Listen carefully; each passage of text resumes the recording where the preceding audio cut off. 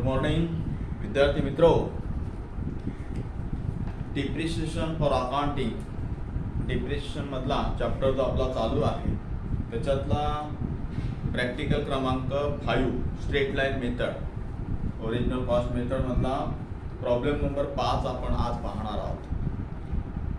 बघा, मी प्रॉब्लेम वाचतोय. दिलेली वही समोर ठेवा. आपण घेतलेला असेल mister Sujata transport company Thane. Sujata नावाचे एक ट्रान्सपोर्ट कंपनी ठाण्याला आहे. या कंपनीने काय केले बघा, या व्यवसायामध्ये आपण आहोत असं गृहीत धरून purchase 3 cars at the rate of ₹2 lakh each on 1 April 2008. 1 April 2008 ला एक कार 2 लाख रुपयाची, या ठिकाणी चित्र दाखवतोय बघा, 1/4/2008 ला परचेस केलेल्या 3 कार आहेत. त्यातली at the rate of ₹2 lakh each म्हणजे 2 लाख रुपये एका कारची किंमत आहे. अशा 3 कार्स परचेस केल्या. कोणी? सुजाता ट्रान्सपोर्ट कंपनीने. त्या 3 कार्स प्रत्येकाची किंमत 2 लाख, टोटल 6 लाख, 6 लाख रुपयाला या तारखेला 3 कार या व्यवसायामध्ये आल्या. फायनान्शियल इयर कुठून चालू होणार आहे? 1/4/2008 आणि एंड होणार आहे पहिला फायनान्शियल इयर 31 मार्च 2009. पुढे म्हटलेलं आहे 1 जानेवारी 2010 company sold 1 car which was purchased on 1 April 2008 for ₹1,50,000. मागाशी जो चौथा एक्झाम्पल आपण पाहिला त्याच पद्धतीचा आहे. यांनी म्हटलेलं की 1 जानेवारी 2010 ला 1 जानेवारी 2010 ला ही जी तारीख मी या ठिकाणी लिहितोय, 1 जानेवारी 2010 ला कंपनी सोल्ड 1 कार, याच्यातली एक कार तो विकतोय. 1 car which was purchase on 1 April 2008. ही एक कार जी आहे, ही एक कार ही विकतोय. कधी खरेदी केली होती? Which was purchase on 1 April 2008 costing ₹2 lakh. 2 lakh रुपयाला खरेदी केलेली ह्या तारखेची कार ह्या तारखेला काय करतोय? विकतोय. ही विक्रीची तारीख आहे, सोल्ड.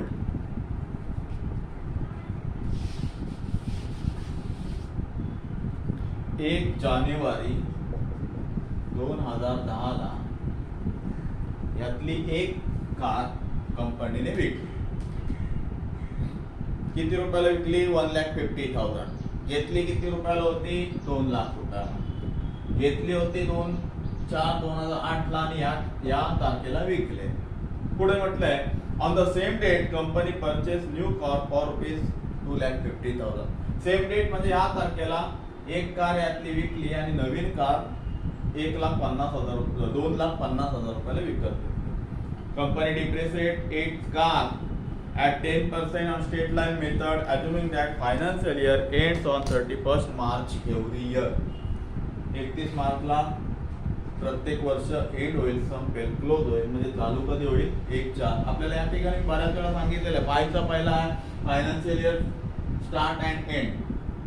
म्हणजे 3 वर्ष आपल्याला 3 वर्षाचा डिप्रिशिएशन आकारून कार्स अकाउंट आपल्याला क्लोज करायचा आहे, डिप्रिशिएशन अकाउंट काढायचं. म्हणजेच आपल्याला आता सुरुवात करायची फायनान्शियल इयर पहिला 1/4/2008. याच्यामध्ये या सुजाता ट्रान्सपोर्टने काय केलेलं आहे तर 1/4/2008 ला 3 कार खरेदी केल्या. डेबिट साइडला कार आल्या, पैसे गेले. 1/4/2008 टू बँक अकाउंट.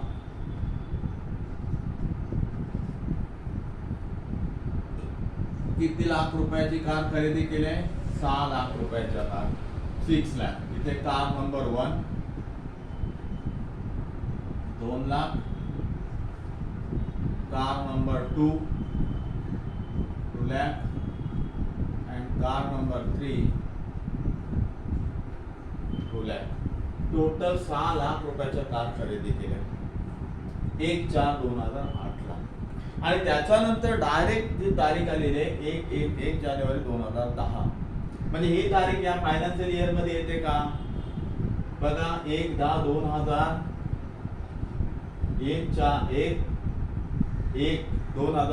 ही याच्यात येते का? नाही, ही 9 ला इथे एंड होतोय, म्हणजे ही तारीख ह्यामध्ये येत नाही. म्हणजे ह्या तारखेचा ट्रान्झॅक्शन आपल्याला ज्या फायनान्शियल इयर मध्ये ही तारीख येईल त्या फायनान्शियल इयर मध्ये त्या ट्रान्झॅक्शनची आपल्याला नोंद करायची आहे. तर पहिला वर्ष आपल्याला क्लोज करायचा आहे. क्लोज करण्यापूर्वी आपल्याला काय काढायचं आहे? डिप्रिशिएशन काढायचं आहे. डिप्रिशिएशन कसं काढायचं आहे? कार्स वरती किती तारखेला पहिला एंड होतोय? 31/3/2009 ह्या तारखेला पहिला आपला वर्ष क्लोज होतोय. बाय डिप्रिशिएशन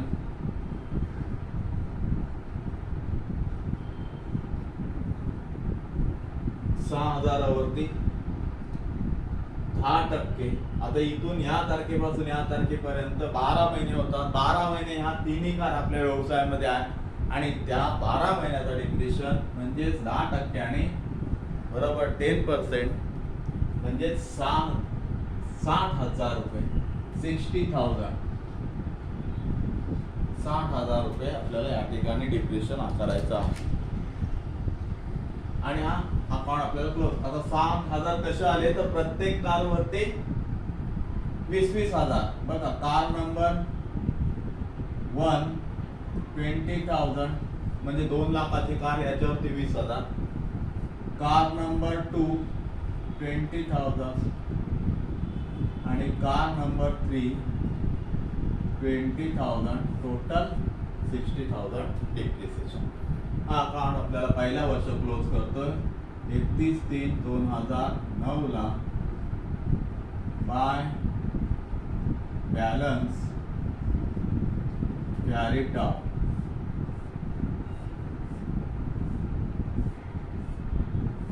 पहिला वर्ष क्लोज करतोय. टोटल 6 लाख. या 6 लाखामधून 60,000 गेले, राहिले 5,40,000.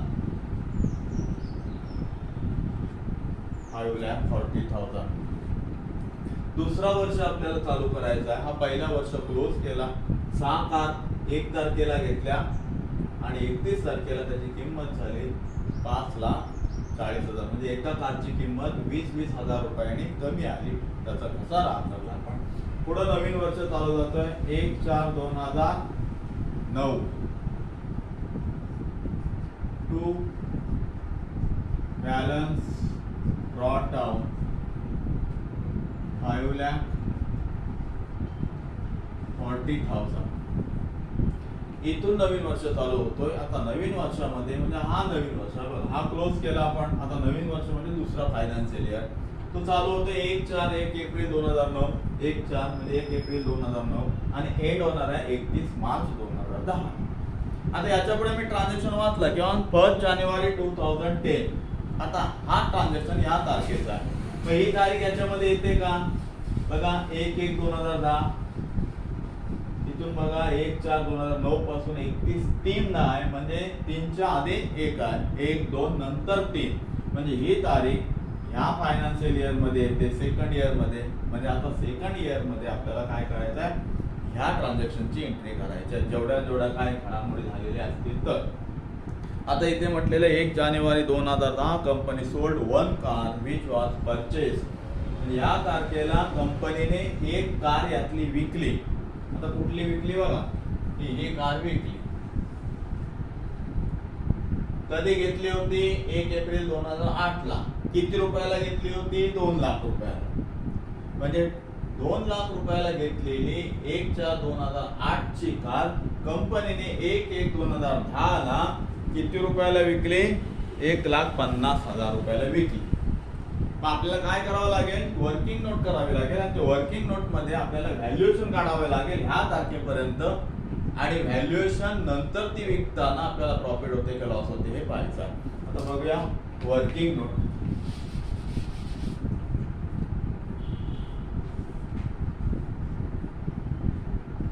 एक 4/2008 purchase car for rupees 2 lakh. 2 lakh रुपयाला खरेदी केली होती. त्याच्यानंतर 1 वर्ष ती आपण व्यवसायात वापरली, तिचा वापर केला. 31/3/2009 पर्यंत ती वापरली, म्हणजे डिप्रिशिएशन 12 महिन्याचा 20,000. 20,000 एका वर्षाचा घसारा आपण कमी करतोय, म्हणजेच ती कार झाली 1,80,000 रुपयाची. कधी? 1/4/2009 ला व्हॅल्युएशन ऑफ कार. 1/4/9 ला ही 2 लाखाची कार लगेच 1,80,000 रुपयाची. आता पुढं दुसऱ्या वर्षात काय करायचं आपल्याला? ती विकायची आहे. विक्रीची तारीख किती आहे? तर 1 जानेवारी 2010. 1 जानेवारी 2010 ला ती विकायची आहे, म्हणजे ही तारीख या दुसऱ्या फायनान्शियल इयर मध्ये येते. आता 1 जानेवारी 2010 पर्यंत तिचा डिप्रिशिएशन आपल्याला काढायचा आहे. डिप्रिशिएशन म्हणजे 1 एप्रिल पासून 1 जानेवारी, म्हणजे जानेवारीचा पहिला दिवस आहे, म्हणजे 31 डिसेंबर पर्यंत. म्हणजे बघा, April, May, June, July, August, September, October, November, December, 9 महिने, 9 मंथ. आता 9 महिन्याचा डिप्रिशिएशन 2 लाखावरती. 2 लाख गुणिले 9/12 गुणिले 10%, म्हणजेच 10/100. 3 त्रिक 9, 3 चौक 12, 4 पंच 20, 0 1 2 1 2 5 त्रिक 15, 1 2 3 1 2 3 15. बघा 2 लाख, त्याच्यावरती वर्षाचा म्हणजे 12 महिन्याचा 20,000, 6 महिन्याचा 10,000, 3 महिन्याचा 5,000. आपल्याला डिप्रिशिएशन किती पाहिजे? 9 महिन्याचा, म्हणजे 6 आणि 3 9, 15,000. या ठिकाणी 15,000 रुपये लेस डिप्रिशिएशन. हा जो डिप्रिशिएशन आपण लेस करतोय, हा डिप्रिशिएशन जो आपण लेस करतोय, या डिप्रिशिएशनची एंट्री ह्या वर्षात होणार आहे 1/1/2010. ती एंट्री या ठिकाणी करायची आहे 1/1/2010, 1 जानेवारी 2010. बाय डिप्रिशिएशन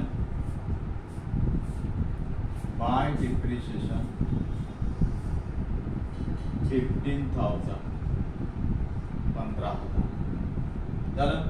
आता 1,80,000 मधून घसारा वजा केला 9 महिन्याचा, तर आपल्याला ही कार जी आहे ती किती रुपयाची आहे ती कळेल.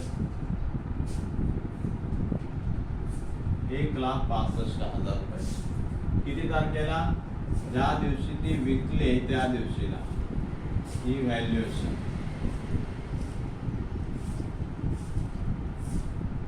ऑफ कार 1,65,000 रुपयाची कार झाली. आपण व्हॅल्युएशन केलं आणि ह्या तारखेला आपल्याला काय करायचं? ती विकायची. 1/1/2010 ला सेल ऑफ कार किती रुपयाला विकायचे म्हटले? 1,50,000. 1,50,000 रुपयाला ती कार आपण विकतोय. म्हणजे काय केलं? कार गेली, पैसे आले. जेव्हा आपण खरेदी करतो तेव्हा कार येते, पैसे जातात. आता इथं कार विकली, याच्यातली ही कार आपण विकून टाकली, ती गेली. कधी गेली? 1/1/2010 ला. किती रुपयाला? 1,50,000 रुपयाला. म्हणजे आपल्याकडं 1,50,000 रुपये व्यवसायाकडे आले. त्याची एंट्री या ठिकाणी कार अकाउंटच्या क्रेडिटला करायची आहे 1/1/2010 ला बाय बँक किंवा cash sale of car 1,50,000.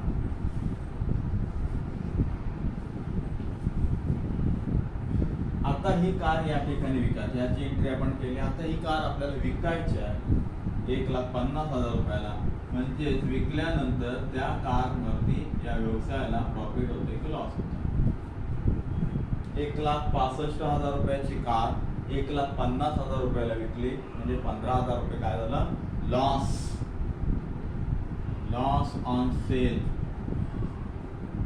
Of car. किती तारखेला, 1/1/2010ला 15,000 रुपये या ठिकाणी लॉस झालेले आहेत. ते घ्यायचे आहे या ठिकाणी. ही एक एंट्री घ्यायची आहे 1/1/2010ला by loss on sale of car 15,000 रुपये. आता 15,000 रुपये या ठिकाणी लॉस झालेल्या त्याची एंट्री केली. झालं, म्हणजे ह्या 3 कार मधली एक कार विकली, पण विकण्यापूर्वी त्याचं व्हॅल्युएशन केलं. व्हॅल्युएशन केल्यानंतर त्याचा विक्री केली, त्याच्यानंतर लॉस झालेला आहे. या तिन्ही एंट्री आपण या ठिकाणी घेतलेल्या आहे. आता पुढं काय करायचं आहे, पुढं म्हटलेलं आहे on the same date. Same date म्हणजे कोणती, ज्या दिवशी कार विकली ती 1/1/2010, 1 जानेवारी 2010ला. On the same date company purchase new car for rupees 2,50,000. म्हणजे ज्या दिवशी कार विकली 1,50,000 रुपयाला, त्याच दिवशी कंपनीने नवीन कार घेतली 1/1/2010ला. कार आली, car account debit to bank 2,50,000, 2,50,000, 2.5 lakh रुपयाची नवीन कार विकत संपला. या ठिकाणी दुसरा वर्ष आपल्याला क्लोज करता आहे. क्लोज करण्यापूर्वी पहिली 3 कार होत्या, त्या 3 कार मधली एक कार विकली, त्याचं डिप्रेशन ह्या दुसऱ्या सेकंड इयर मध्ये आपण घेतलेला हा दुसरा वर्ष आपला क्लोज करायचा आहे. या दुसऱ्या वर्षामध्ये आपण जी कार याच्यातली एक विकली, तिचं व्हॅल्युएशन केलं, तिचं डिप्रेशन काढलं 9 महिन्याचा, त्याच्यानंतर ती विकली, त्याचे पैसे आले, त्याच्यावरती लॉस झालं. आणि आता आपल्याला जेवढ्या कार आहेत त्या सगळ्या कारवरचा डिप्रेशन या सेकंड इयर मध्ये करायचा आहे आणि नंतरच सेकंड इयर आपल्याला क्लोज करायचं आहे.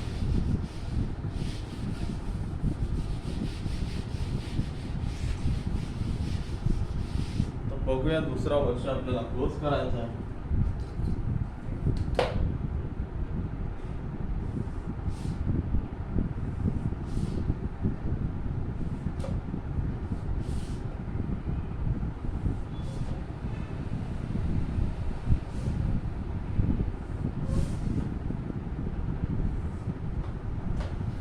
दुसरा वर्ष क्लोज करताना कार आता किती आपल्याकडे शिल्लक, व्यवसायात 2 या कार आहेत, म्हणजे या 2 कारवरचं आपल्याला डिप्रेशन काढायचं आहे. 2 कार किती रुपयाच्या आहेत, दोन्ही 4 लाख रुपयाच्या.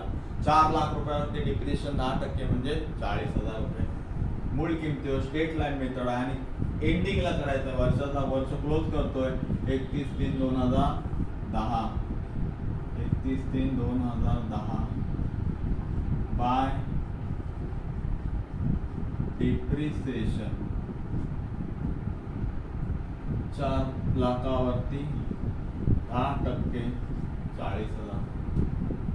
मला 2 कारवरचा डिप्रेशन घेतला, विकली त्या कारवरचा पहिला इथे डिप्रेशन घेतला. ही कार नंबर 1 आणि इथे car number 2 and car number 3. पुढे अजून एक कार आपल्याकडे आहे, आत्ता खरेदी केली 2,50,000 रुपयाची. त्याचा डिप्रेशन आपल्याला घ्यायचा आहे 31/3/2010ला बाय डिप्रिशिएशन कार नंबर 4. ही चौथी कार आपल्याकडे 2,50,000 रुपयाची. खरेदी कधी केली, जानेवारी. पूर्ण जानेवारी ते 31 मार्च, जानेवारी फेब्रुवारी मार्च 3 महिन्याचा डिप्रेशन आपल्याला काढायचा आहे 10% 2,50,000 आवरती. 12 महिन्याचा डिप्रिशिएशन किती, 25,000. 6 महिन्याचा डिप्रिशिएशन किती, 12,500. आणि 3 महिन्याचा डिप्रिशिएशन किती, 6,250. म्हणजे आपल्याला डिप्रेशन पाहिजे 3 महिन्याचा.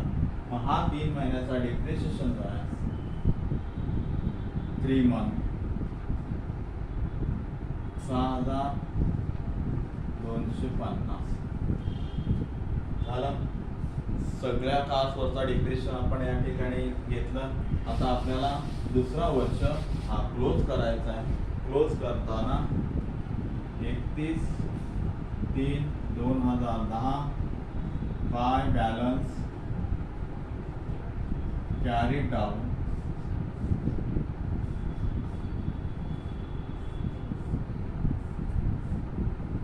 7,90,000 डेबिट साइड 7,90,000 7,90,000 7,90,000 ह्या 7,90,000 मधून संपूर्ण अमाऊंट ही आपल्याला वजा करायची आहे. म्हणजेच बघा 50, 60, 65, 70, 80, 1,20,000, 1,26,250 आणि 1,00,000 म्हणजे 2,26,250 7,90,000 मधून वजा करायचं आहे. 5 चा 1 7 चा 1 3 चा 1 6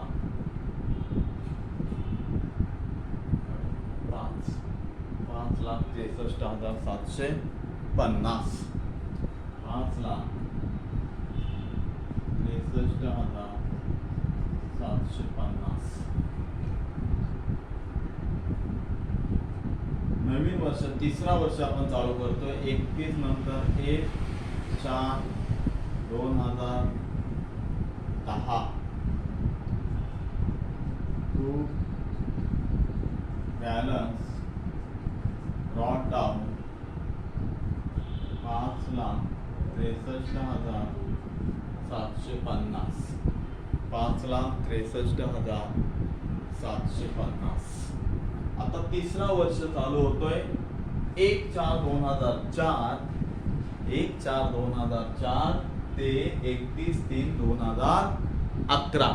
आता ह्या तिसऱ्या वर्षात काय घडामोडी झालेल्या आहेत? नवीन कार्स खरेदी केलेली नाहीये किंवा जुनी कार विकलेली नाही. फक्त आपल्याला ज्या कार्स आहेत त्या कार्स वरती डिप्रिशिएशन आकारायचं वर्षाच्या शेवटी आणि हा तिसरा वर्ष क्लोज करून टाकायचा. कार्स किती आहेत आपल्याकडे आता? 1 2 ह्या 2 ने 2 4 लाखाची आणि ही एक कार या ठिकाणी आपण विकत घेतली. ती 3 कार्स आहेत आणि त्या 3 कार्सचा डिप्रिशिएशन आपल्याला वर्षाच्या शेवटी या ठिकाणी आकारायचा आहे. 31/3/2011 1/4 ते 31/3/2011 बाय डिप्रिशिएशन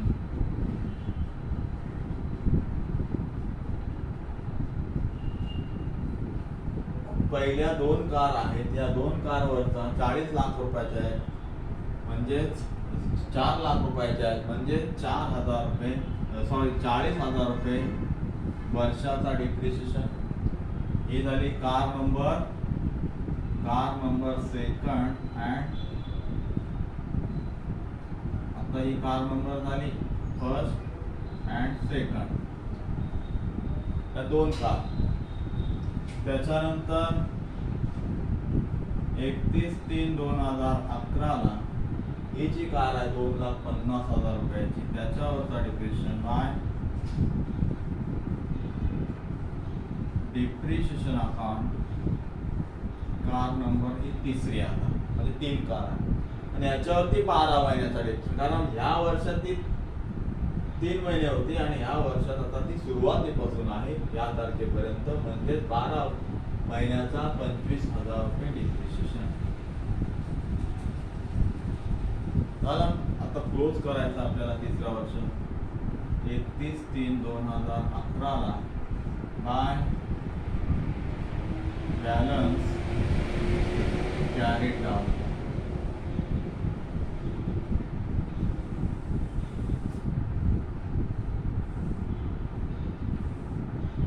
5,63,750 750, 5,63,750, 5,63,750 वजा 40, 50, 60, 65,000 वजा करायचे आहे. डिप्रिशिएशनचे घसारा वजा करायचा आपल्याला.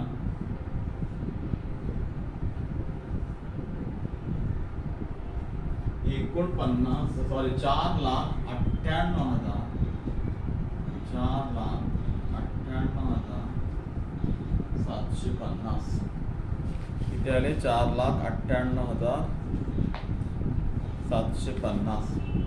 अशा पद्धतीने 3 वर्षाचा डिप्रिशिएशन आपण आकारून हा एक्झाम्पल नंबर 5 आपण या ठिकाणी कंप्लीट केलेला आहे. आलं लक्षात? धन्यवाद.